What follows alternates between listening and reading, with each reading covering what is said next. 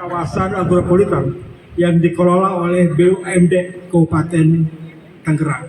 Nah, kalau kita perhatikan Bapak Bupati, angka inflasi itu ya tahun 2028 pada bulan September kemarin, Banten di bawah nasional. Nasional 2,28, Banten 2,04. Dihitung dari 3 kabupaten kota. Dari kota Cilegon, kota Serang, dan Kabupaten Tangerang. Ternyata yang paling rendah adalah Kabupaten Tangerang, 1,97. Yang tertinggi ini Pak Bupati, kota Cilegon 2,47 dan Serang 2,9. Menandakan ini bukan sebuah kebetulan.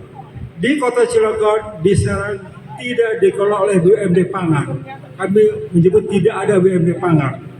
Di Kabupaten Tangerang, yes, ada WMD yang mengelola Puskagro pada hari ini. Menandakan bahwa ada sistem manajemen. Supply chain manajemen diatur melalui peranan BUMD kepada pasar. Nah, kami menyebutnya di Kota Cilegon, di Kabupaten Serang, Kota Serang, peran supply adalah sesuai dengan mekanisme pasar yang terjadi. Tapi di Tangerang nyata sekali bahwa ada peranan. Bagaimana desain regulasi kebijakan Kabupaten Tangerang memberikan efek yang ternyata begitu efektif sekali. Dan juga berikutnya kami sampaikan di sini di antara beberapa subsektor pada tahun ini dari Januari sampai dengan September, petani yang paling bahagia di Banten adalah petani padi. Itu NTP, nilai tukar petani. Indeks perbandingan harga yang dibandingkan.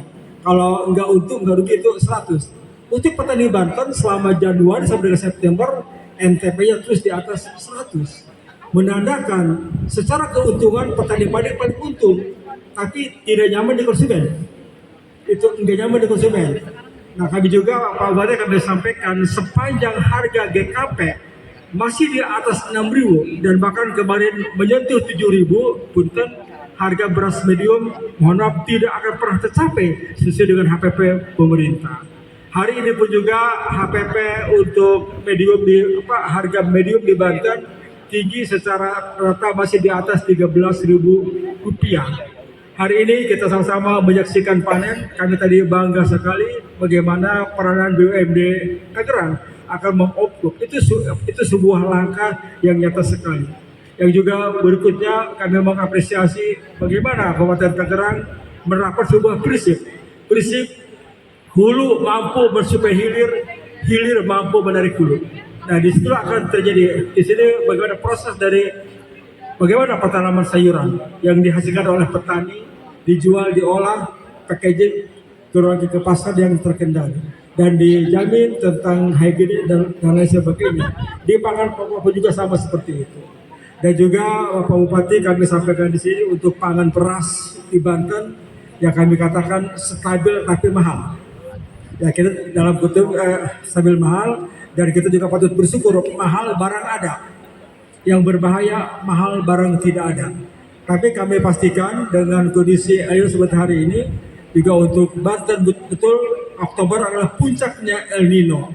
Untuk beberapa wilayah di Persib Banten mungkin yang akan memasuki hujan yang paling duluan Lebak dengan Pandeglang itu akan terjadi di awal atau pertengahan November. Nah, Tangerang dengan Serang masuk kepada nanti dasarian 3 atau dasarian pertama di bulan Desember. Yang kami pun juga, Bupati kami sekarang sedang mengadakan riset, ingin mencoba benih biosalin, benih yang toleran terhadap air asin. Ini kami sekarang dicobakan di Tangerang. Nah, kalau ini berhasil biosalin, tahun depan kami akan memberikan bantuan benih biosalin pada wilayah di Banten yang sering tergenang oleh air laut atau sumber air tidak ada, yang ada air asin. Nah, kami pastikan Pak Bupati, kalau ini riset kami berhasil, tahun depan akan kami diberikan massal bagaimana lahan-lahan sawah yang tadinya panen sekali, yang kedua karena airnya asin, akan kami bantu dengan benih padi yang biosalin. Ini mudah-mudahan sekarang sedang kami uji di Kecamatan Tangerang. Itu Bapak Bupati yang kami sampaikan.